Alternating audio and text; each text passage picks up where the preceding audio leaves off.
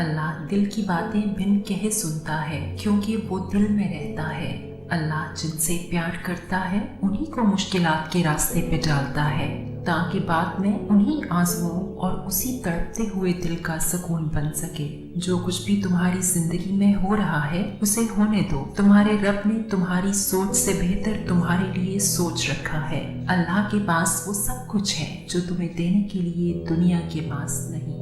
دنیا میں ایسا کچھ بھی نہیں جس پر تمہارے رب کا اختیار نہ ہو۔